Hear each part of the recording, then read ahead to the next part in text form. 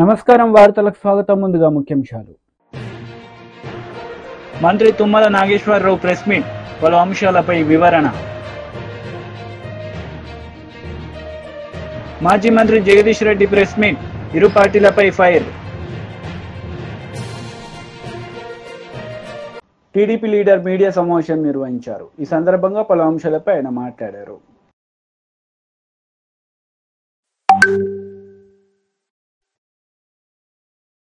ప్రపోజల్స్ని బట్టి అది 20 కోట్లు, 20.22 లక్షలు. అది కొత్త బ్రిడ్జి, పాత బ్రిడ్జ్ పక్కనే ఇంకో బ్రిడ్జ్ వస్తుంది. భద్రాచలంలో వచ్చినట్టే కిన్నెర సాని మీదకి ఉంటూ ఇంకో బ్రిడ్జ్ వస్తుంది. అదేవిధంగా ఇప్పుడు ఇక్కడ కోదాడ జంక్షన్ నుంచి వరంగల్ క్రాస్ రోడ్ కొద్దిగా మిగిలిపోయింది. అంతకుముందు లైన్ అవుతుంది పైన, ఇది అవుతుంది కానీ ఆ కొద్ది లింక్ మిగిలింది. అది కూడా ఎన్హెచ్ కాబట్టి దానికి ఒక 7 కోట్లు ప్రపోజ్ చేసాం, అది కూడా అప్రూవ్ చేశారు. మొత్తం కలిసి 654.86 కోట్లు, అంటే 655 కోట్లు సుమారు, కొద్దిగా తక్కువ. ఇంకా పెండింగ్ ఉన్నాయి మా ప్రపోజల్స్ కేంద్రం దగ్గర ఉన్నాయి. ఏంటి అని అంటే సారపాక, అంటే భద్రాచలం నుంచి ఏటూరు నాగారం, అది గతంలోనే శాంక్షన్ ఇచ్చారు కానీ నెంబరింగ్ ఇవ్వాల, అది కూడా పర్సూ చేయమని చెప్పాము. గోదావరి వెంట మనకి బొగ్గు గనులు ఉన్నాయి, తర్వాత పవర్ ప్రాజెక్ట్స్ వచ్చినాయి, గిరిజన ప్రాంతం కాబట్టి భద్రాచలం నుంచి ఏటూరు నాగారం వరకు 4 లైన్ అడుగుతున్నాం. ఇది కౌతాల దాకా పెట్టాం కానీ అవతల మొత్తం ఫారెస్ట్ ఉంది. ఏటూరు నాగారం నుంచి కొద్దిగా ఏమీ ఫారెస్ట్ ఉంది, లేట్ అవుతుందేమో అని చెప్పి అప్ టు ఏటూరు నాగారం పెడితే, ఏటూరు నాగారం ఆ నేషనల్ హైవే వస్తుంది కదా, వరంగల్ టు భోపాలపట్నం, దానికి కలిపామనుకో భద్రాచలం నుంచి వెళ్ళే వాళ్ళకి ఆ నేషనల్ హైవే వెళ్ళడానికి దగ్గర అవుతుందని, అదేమో అప్పుడు మహారాష్ట్ర కనెక్ట్ చేయాలని కౌతాల దాకా పెట్టాం, అంటే ఆదిలాబాద్ జిల్లా లాస్ట్ పాయింట్ దాకా పెట్టాం. అది ఎక్కువ ఫారెస్ట్ ఏరియా కాబట్టి ముందు ఇక్కడ దాకా అడుగుతున్నాం. అది వచ్చి 93 కోట్లు, 93 కిలోమీటర్లు. తర్వాత జగ్గయ్యపేట నుంచి కొత్తగూడెం ఒకటి పెట్టుంచి అప్పుడే వయా తల్లాడ, జగ్గయ్యపేట తల్లాడ వైరా తల్లాడ మీదుగా కొత్తగూడెం, అదొకటి కనెక్టివిటీ వస్తే అది 4 లైన్ రోడ్ అవుతుంది. మన జిల్లాలో ఉన్నటువంటి అన్ని రోడ్లు, ఒక ఇల్లెందు రోడ్డు ఉంటుంది, సగం వేసాము, ఆ సగం కూడా మన డబ్బులతోటి ఇల్లెందు వరకు 4 లైన్ వేస్తాం. అయితే మనకు ఇప్పుడు ఇబ్బంది ఉన్నదల్లా తల్లాడ టు భద్రాచలం, ఆ రోడ్డు కూడా కొత్తగూడెం జగ్గయ్యపేట నుంచి అడిగాం, జగ్గయ్యపేట టు కొత్తగూడెం వయా తల్లాడ, అది వచ్చేసి 100 కిలోమీటర్లు, అది పెండింగ్ ఉంది. మన సీఎం గారు నిన్న ఇచ్చిన దాంట్లో కూడా అది పెట్టించాం. అదేవిధంగా భద్రాచలం నుంచి రాజమండ్రి ఒక రోడ్డు అంతకుముందు శాంక్షన్ అయి ఉంది. ఎట్నుంచి ఉంది? బుర్గంపాడు నుంచి కుక్కునూరు, ఏలేర్పాడు, అశ్వారావుపేట, జంగారెడ్డిగూడెం మీదుగా రాజమండ్రి. అప్పుడు దేవరపల్లి రోడ్డు రాలేదు. అయితే ఇప్పుడు ఏమైందంటే జంగారెడ్డిగూడెం తోటి నేషనల్ హైవే వచ్చింది కాబట్టి భద్రాచలం నుంచి బుర్గంపాడు నుంచి ములకలపల్లి నుంచి దమ్మపేట మీదుగా కలపమంటున్నాం. కుక్కునూరు, ఏలేర్పాడు, గోదావరి, పోలవరం వస్తే మునిగిపోతున్నాయి కాబట్టి వాళ్ళు పెండింగ్ పెట్టి ఉంచారు. మధ్యలో కుక్కునూరు, ఏలేర్పాడు 2 మండలాలు మునిగిపోతున్నాయి గతంలో ఉన్న అలైన్మెంటు. అంటే నేనేం చెప్తున్నానంటే ములకలపల్లి మండలం హెడ్ క్వార్టర్ చూసుకొని దమ్మపేట, అశ్వారావుపేట మీదకి వెళ్ళమంటున్నాను. అది ఒకటి మార్క్ చేసి అది 100 కిలోమీటర్లు ఉంది. అది గతంలో ఇచ్చిందే కానీ పోలవరం వల్ల ఆగిపోయింది. భద్రాద్రి టు రాజమండ్రి అది. కాబట్టి ఆ 3 పెండింగ్ ఉన్నాయి, వాటిని పర్సూ చేయాల్సినటువంటి అవసరం ఉంది. తర్వాత కొత్తగా మేము అడిగేది నాయుడుపేట జంక్షను, రాపర్తి నగర్ ఉంది కదా, దీని మీద ఒక 2 బ్రిడ్జులు అడుగుతున్నాం. ఎక్కడెక్కడ? శ్రీశ్రీ విగ్రహం దగ్గర ఒకటి, ఫ్లైఓవర్లు అడుగుతున్నాం, ఎన్టీఆర్ సర్కిల్ ఒకటి, శ్రీశ్రీ సర్కిల్ ఒకటి. ఎన్హెచ్ఐ కింద ఉంది కాబట్టి వాళ్ళ డబ్బులతో చేద్దాము. 2 ఫ్లైఓవర్లు వస్తే సిగ్నల్ ఫ్రీ ఉంటుందని, కిందోళ్ళు వెళ్తుంటారు, పైవాళ్ళు వెళ్తుంటారు. ఆ ఫ్లైఓవర్ వస్తే మనకి ఎన్టీఆర్ జంక్షన్ బాగా జామ్ అవుతుంది కాబట్టి అదొకటి 80 crores ఉంది. రెండోది వచ్చి అంతే కదా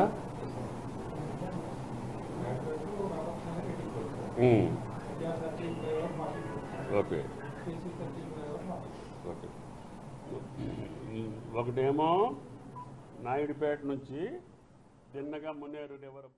YCP leader Ambati Rambabu media సమావేశం నిర్వహించారు. ఈ సందర్భంగా పలు అంశాలపై ఆయన మాట్లాడారు. జగన్మోహన్ రెడ్డి గారిది కూడా వేసి ఇదిగో పూర్తి చేస్తా అన్నాడు, చేయలేదు, చూడండి అని నవ్వుతున్నావు.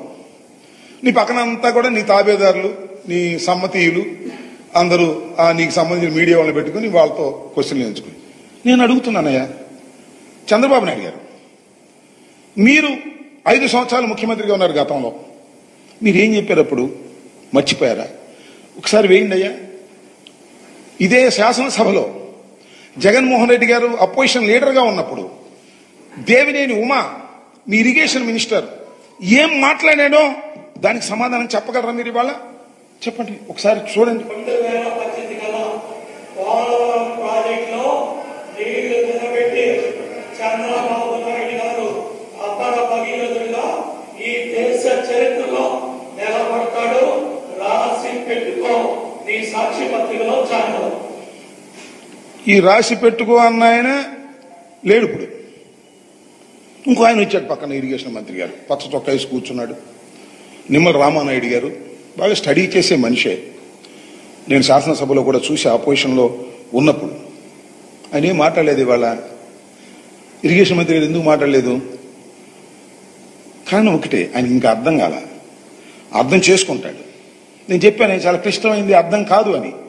నీకు కూడా చాలా అర్థం కాల. ఇంకా నాకు అర్థమైంది, పెద్దవాడు అనలేను కానీ నీకు కూడా ఇంకా అర్థం కాలే. ఎందుకని అర్థం కాలేదంటే 41.15 ఫస్ట్ స్టేజీ, 45.72 సెకండ్ స్టేజ్ అనే దాని మీద నిన్ను ప్రశ్నలు అడిగితే దాన్ని స్టడీ చేయాలనేటువంటి మాట మీరు మాట్లాడారు. నేను ఏమిటి ఇక్కడ చెప్పదలుచుకుంది ఏంటంటే, మీరు మమ్మల్ని పూర్తి చేయలేదు అనేటువంటి మాట మీరు మాట్లాడుతున్నారు. మరి మీరిచ్చిన మాటను ఏ విధంగా సమర్థించుకుంటారు? నెంబర్ 1. నెంబర్ 2, మొత్తం టోటల్ గా చంద్రబాబు నాయుడు గారి ఇవాళ శ్వేతపత్రం మీద ఇచ్చినటువంటి ప్రజెంటేషన్ గాని, వారు చెప్పినటువంటి ఉపన్యాసం గాని, వారు చెప్పినటువంటి లెక్కలు గాని ఒక్కసారి మీరు పరిశీలన చేయండి. ఆత్మవిశ్వాసం లేదు, అన్ని తప్పులు చెబుతున్నా అనేటువంటి భయం లోపలుంది. అందువల్ల అట్ట మార్చేటటువంటి ప్రయత్నం చేసేటటువంటి ప్రయత్నం చేశారు. ఎప్పుడు పూర్తి చేస్తారు అంటే దానికి సమాధానం లేదు. ప్రతి సోమవారం పోలవరం అన్న చంద్రబాబు నాయుడు గారు మళ్ళా సోమవారం ఇంకా పోలవరం వెళ్ళాలని చెప్పేశాడు. ఇవాళ వీళ్ళు ఏం చేయాలి? నేను ప్రతి సోమవారం వెళ్ళి అదేమంటే విధ్వంసం. జగన్మోహన్ రెడ్డి గారు విధ్వంసం చేసేశాడు. కాంట్రాక్టర్ మార్చేశాడు. కాంట్రాక్టర్ మార్చేయడంతో విధ్వంసం జరిగిపోయింది.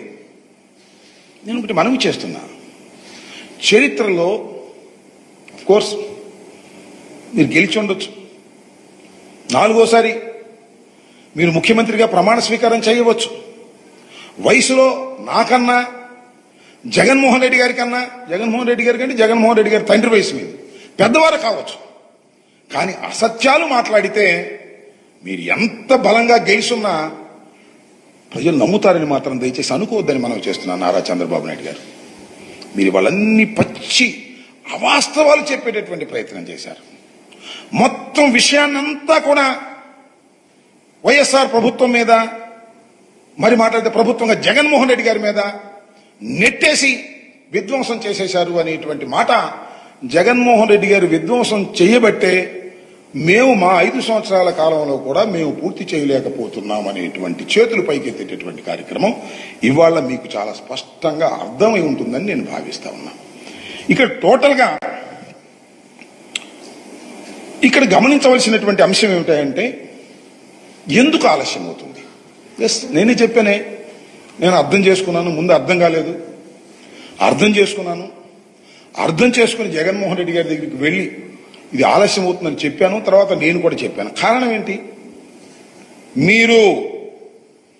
మీరు చేసిన తప్పిదాల వల్లనే ఇవాళ ఈ ప్రాజెక్టు సర్వనాశనం అయ్యింది అని ఖచ్చితంగా నిరూపించగలని మనం చేస్తున్నాం. మా మీద నెట్టేయటం కాదు, ఇవాళ మీరు అధికారంలో ఉన్నారని. ఖచ్చితంగా మీరు చేసినటువంటి తప్పిదాల వలన, ప్రోటోకాల్ మీరు ప్రారంభించకపోవడం వలన, ప్రయత్నం చేయకపోవడం వలన ముందు కట్టవలసింది వెనక కట్టవలసింది ముందు కట్టడం వలన ఇవాళ ఈ పరిస్థితి ఏర్పడింది. ఎవరన్నా నిపుణుల్ని కనుక్కోండి, మీ దగ్గర నిపుణులు ఉన్నారు కనుక్కోండి. రహస్యంగా పిలిచి డైరెక్ట్గా అడగరు. కానీ నారాయణ రెడ్డి గారని ఆయన ఈఎన్సీ ఉన్నాడు, వెంకటేశ్వరరావు గారని సలహాదారుడు ఉన్నాడు, వాళ్ళిద్దరికి బాగా తెలుసు. వాళ్ళని పిలిచి అడగండి గదిలోకి. అయ్యా ఏంటి అసలు వాస్తవం ఏంటి చెప్పండి అని అడగండి. మీకు చెప్పడానికి భయపడతారు వాళ్ళు, ఎందుకంటే మీరు 4వసారి ముఖ్యమంత్రిగా ఉన్నారు కాబట్టి. వాళ్ళని అడగండి, చెప్తారు ఎందుకు జరిగిందో, డయాఫ్రామ్ వాళ్ళు ఎందుకు కొట్టుకుపోయిందో. It is a very simple issue. మేమేమీ చేయలేదు, కాలయాపన చేశాం. నేను మనవి చేస్తున్నా, మేము అద్భుతమైన పురోగతిని ఈ 5 సంవత్సరాల కాలంలో అనిల్ గారు ఉన్నప్పుడు కానీ నేనున్నప్పుడు కానీ పురోభివృద్ధిని తీసుకొచ్చినటువంటి వ్యక్తులమని కూడా మనం చిత్తశుద్ధిగా డాక్టర్ వైఎస్ రాజశేఖర రెడ్డి గారు కలలు కన్నటువంటి ఈ ప్రాజెక్టుని పూర్తి చేయాలనే తపనతో పనిచేశాం తప్ప బిల్లులు చేసుకుని డబ్బులు కాజేయాలని పనిచేయలేదు. గుర్తుపెట్టుకోండి. నేను కొన్ని ప్రశ్నలు అంతకు ముందు అడిగాను, ఇప్పుడు కూడా అడుగుతాను. ఇవాళ కాకపోతే ఏంట్లే ఆ రాంబాబు ఆంబోతు వాడికి చెప్పేది అనుకోకుండా చెప్పే ప్రయత్నం చేయండి. మీ చిత్తశుద్ధిని పరిశీలించుకోండి. నారా చంద్రబాబు నాయుడు గారు, నేను ఒకటే అడుగుతా ఉన్నా ఇవాళ, ఇంకా చూపిస్తాను మీకు కావాలిస్తే. అయ్యా చంద్రబాబు నాయుడు గారు, రాష్ట్రం విడిపోయింది, దురదృష్టం. హైదరాబాద్ లాంటి మహాపట్టణం మనకు రాలేదు. అందువల్ల కేంద్రంలో ఉన్నట్టు కాంగ్రెస్ ప్రభుత్వం ఏం చేసింది, పోలవరం బీజేపీ లీడర్ మీడియా సమావేశం నిర్వహించారు. ఈ సందర్భంగా పలు అంశాలపై ఆయన మాట్లాడారు. కలిసి కానీ అమ్మ పేరు మీద కానీ మొక్క నాటాల్సినటువంటి కార్యక్రమం. ప్రతి బూత్లో కూడా 10 మొక్కలు కనీసం నాటాలనేటువంటిది. ఆ రకంగా 3.5 లక్షలు. మరి సామాజికంగా కూడా సమాజంలో మిగతా ఔత్సాహికులను భాగస్వామ్యం చేస్తూ మరొక 1,50,000 మొక్కలు, 5 లక్షల మొక్కలు తెలంగాణ రాష్ట్రంలో ఈ 15 రోజుల కార్యక్రమంలో నిర్ధారించుకోవడం జరిగింది. ఇప్పటికీ అక్కడక్కడ ఈ కార్యక్రమాలను కొనసాగిస్తూ వస్తున్నాం. 29, 30 తేదీల్లో రాష్ట్ర వ్యాప్తంగా అన్ని జిల్లాల్లో సమావేశాలు నిర్వహించి ఆ సమావేశాల్లో డాక్టర్ శ్యామాప్రసాద్ ముఖర్జీ ఈ దేశ సమగ్రత కోసం చేసిన బలిదానం గురించి చర్చించి మరి అక్కడనే ఆ జిల్లా కేంద్రాలు విభిన్న మోర్చాలకు సంబంధించినటువంటి వాళ్ళకు కూడా మొక్కల పంపిణీ చేసి హైదరాబాద్ మరి రాష్ట్ర నాయకులందరూ కూడా ఆ జిల్లా కేంద్రాల్లో ఈ కార్యక్రమానికి డ్రైవ్ను ప్రారంభిస్తారు.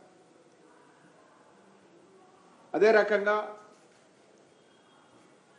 5, 6 తేదీల్లో 4వ తేదీకే మొక్కలు సన్నద్ధం చేసుకొని ప్రతి బూత్ కూడా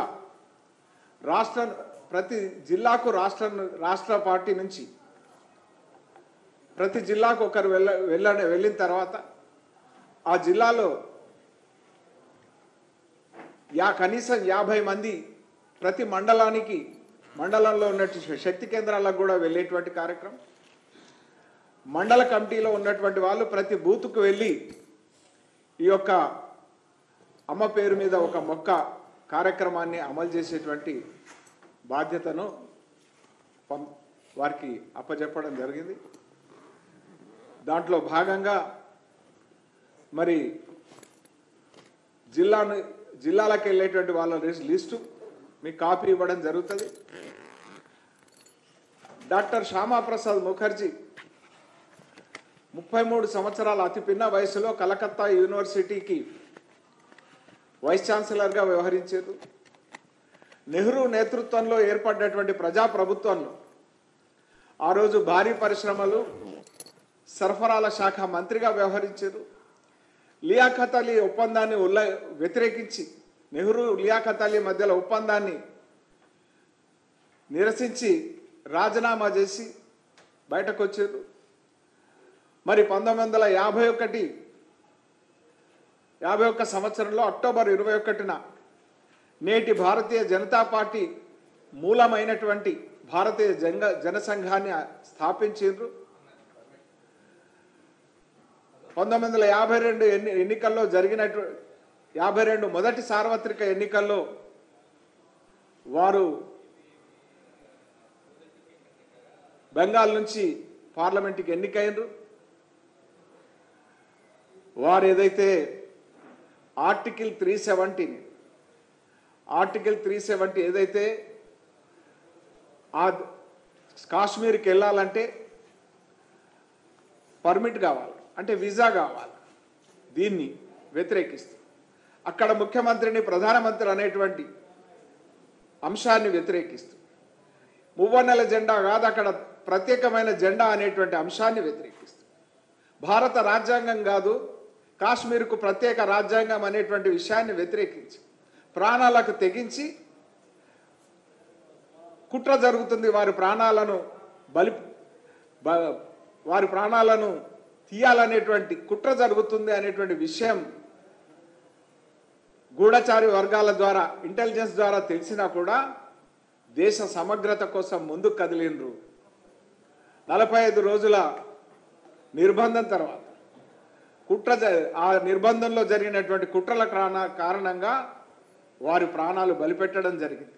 దాని తర్వాత దేశంలో పెరిగినటువంటి దేశవ్యాప్తంగా పెళ్ళుబుకినటువంటి ఆవేదన ఆందోళనలతోని ప్రభుత్వం దిగొచ్చి పర్మిట్ విధానాన్ని రద్దు చేసింది. ముఖ్యమంత్రిగానే కానీ ప్రధానమంత్రిగా ప్రవచించడాన్ని మరి రద్దు చేసింది. ఆర్టికల్ 370ని భారతీయ జనతా పార్టీ నరేంద్ర మోదీ గారి నేతృత్వంలో 2019లో ఆగస్టు 5వ తేదీన భారత పార్లమెంటు మరి ఆర్టికల్ 370ని 35Aను రద్దు చేసి ఈ దేశానికి బీఆర్ఎస్ లీడర్ మీడియా సమావేశం నిర్వహించారు. ఈ సందర్భంగా పలు అంశాలపై ఆయన మాట్లాడారు. తర్వాత అంతర్జాతీయ బొగ్గు కూడా దిగుమతి చేసుకోవాల్సిన అవసరం ఉంది కాబట్టి కేంద్ర ప్రభుత్వం ఇచ్చిన నిబంధన ప్రకారం పోర్టులు కూడా అందుబాటులో ఉండటం అనేది. ఇంకొకటి ఇంకా ప్రధానమైనది దీంట్లో ఈ ఉత్పత్తితోనే ఏదైతే యాష్ వస్తుందో ఫ్లై యాష్ వస్తుందో దాన్ని డిస్పోజల్ చేయడం అనేది ఇమ్మీడియట్గా వెంటనే చేయాలనేది ఎన్జిటి కండిషన్ కూడా. ఇవన్నీ అనుకూలంగా ఉన్నది దామరచర్ల ప్రాంతం. అక్కడ ప్రభుత్వ భూమి దొరికింది, అందుబాటులో నీళ్లున్నాయి, పోర్టుల నుంచి కూడా అవసరమైతే కావాల్సిన రోడ్డు మార్గం ఉంది. అటు కృష్ణపట్నం కావచ్చు, ఇటు మచిలీపట్నం కావచ్చు, ఒంగోలు చీరాల కావచ్చు. దాంతోపాటు ఆ ప్రాంతంలో ఉన్న సిమెంట్ ఫ్యాక్టరీలు ఏదైతే ఉన్నాయో అవి వెంటనే మేము ఫ్లై యాష్ తీసుకుపోవడానికి మేము సిద్ధంగా ఉన్నామని చెప్పి ముందుకు వచ్చి అగ్రిమెంట్లు కూడా ఇచ్చారు. ఇక ఇక్కడ ఎక్కడ కూడా ఏ చిన్న అభ్యంతరం లేదు ఇక్కడ. ఇంకొకటి దీంట్లో ప్రధానమైంది బొగ్గు కేటాయింపు అనేది కేంద్ర ప్రభుత్వం యొక్క ఇష్టం మీద ఆధారపడి ఉంది, కేంద్ర ప్రభుత్వం యొక్క అధికారం అది. సింగరేణి నుంచే ఇవ్వాలని ఏం లేదు, దానికి ప్లాంట్ బొగ్గు ఇంకెక్కడి నుంచైనా కూడా కేటాయించవచ్చు, బొగ్గు ఇంకెక్కడి నుంచైనా కేటాయించవచ్చు కేంద్ర ప్రభుత్వం. కాబట్టి వాళ్ళు ఏదో అక్కడ పెట్టి ఇంత దూరం అయింది, దీనివల్ల ఏదో ట్రాన్స్పోర్ట్ తగ్గుతుంది, ఖర్చు ఎక్కువవుతుంది అని చెప్పి ఒక తిరుగులేని వాదన, మూర్ఖపు వాదన, మోసపు వాదన తప్ప ఇంకోటి కాదు. ఇంకొకటి ఏముంది, కేంద్ర ప్రభుత్వం అప్పుడే ఒకరు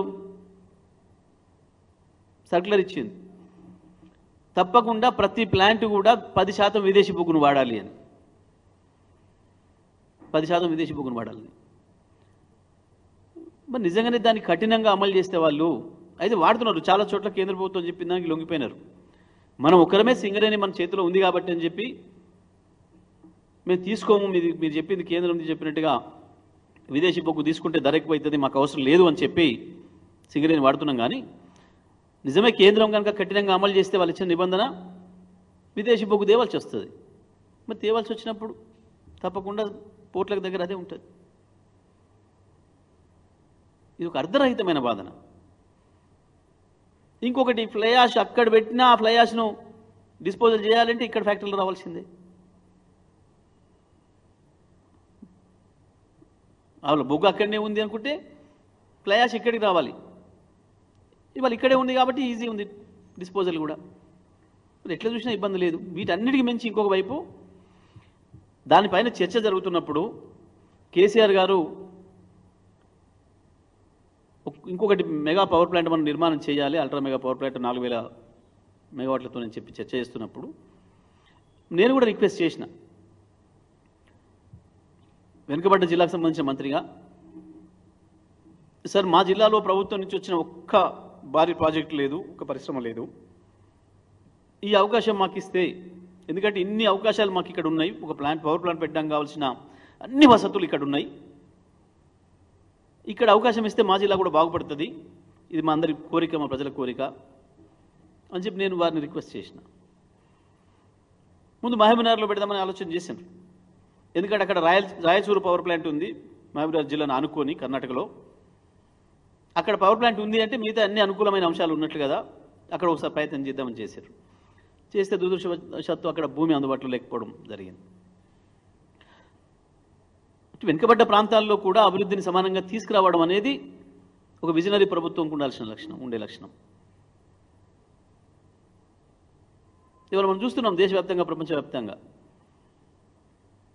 ఆయా దేశాలు కావచ్చు, ఆయా రాష్ట్రాలు కావచ్చు, అభివృద్ధి విషయంలో ప్రాంతాలలో తేడా వస్తే ఏం జరుగుతుందో మనం చూస్తున్నాం. మరి ఇటువంటి సందర్భంలో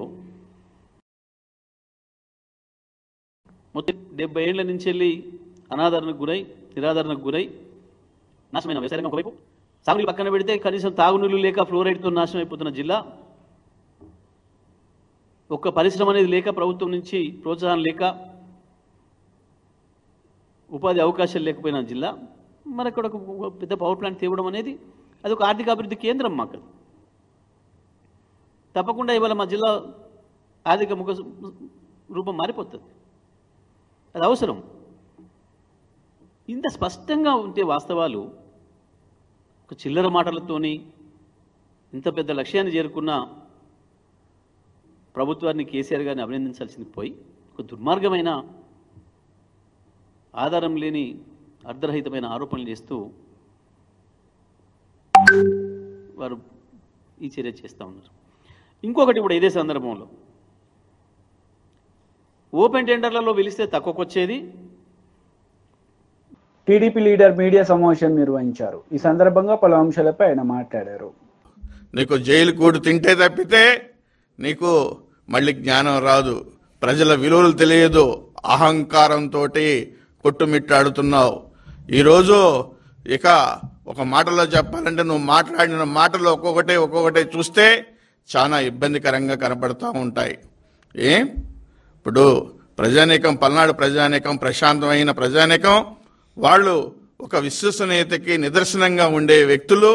అందుకనే మీరు చేసిన వైఎస్ఆర్ పార్టీ చేసిన దౌర్జన్యాలకి మరి ఒక క్లీన్ చిట్ ఈరోజు ఒక తెలుగుదేశం పార్టీ 7 శాసనసభ్యుల్ని చిన్న మెజారిటీస్తో కాదు, అత్యధిక మెజారిటీలతో గెలిపించారు పల్నాడు జిల్లా ప్రజానీకం అనేది కూడా ఈ సందర్భంగా గుర్తు చేస్తున్నాను.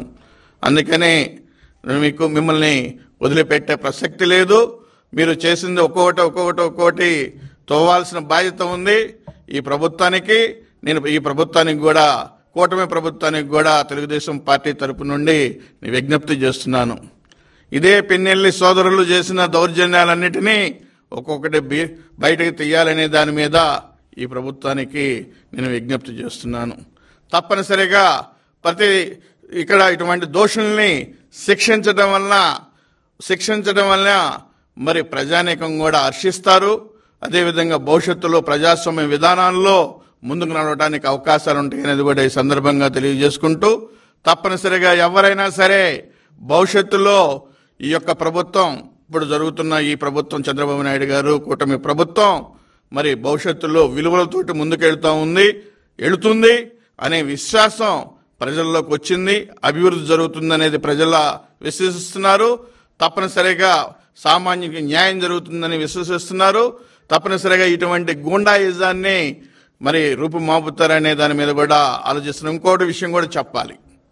నిన్న ఎలక్షన్స్ అప్పుడు తెలుగుదేశం పార్టీకి సంబంధించిన కార్యకర్తల మీద మరి దౌర్జన్యాలు చేసి వాళ్ళ మీదే కేసులు పెట్టిన సంఘటనలు కూడా ఈ రోజు కూడా ఉన్నాయి. ఈ రోజు వరకు కూడా పల్నాడు జిల్లాలో జైల్లో తెలుగుదేశం పార్టీ కార్యకర్తలు ఉన్నారు. అంటే ఒకటి, నువ్వు ఆ రోజు మీ ఇన్ఫ్లుయెన్స్ తోటి కేసులు బుక్ చేయించారు మీకున్న అక్కడ ఉన్న పోలీస్ డిపార్ట్మెంట్ తోటి. ఈరోజు రేపు మీరు కూడా అనుభవిస్తారు. ఎప్పుడు న్యాయం గెలుస్తుంది, ధర్మం గెలుస్తుంది, దానికి నిదర్శనం ఈరోజు తెలుగుదేశం పార్టీ కూటమి మరి అధికారంలోకి రావటం అనేది. ఒకసారి వార్తలు ముగించే ముందు ముఖ్యాంశాలు మరోసారి. మంత్రి తుమ్మల నాగేశ్వరరావు ప్రెస్ మీట్, పలు అంశాలపై వివరణ. మాజీ మంత్రి జగదీష్ రెడ్డి ప్రెస్ మీట్, ఇరు పార్టీలపై ఫైర్. ఈ వార్తలు ఇంతటితో సమాప్తం. తిరిగి ప్రసారమయ్యే వార్తల్లో మళ్ళీ కలుద్దాం. అంతవరకు సెలవు. నమస్తే.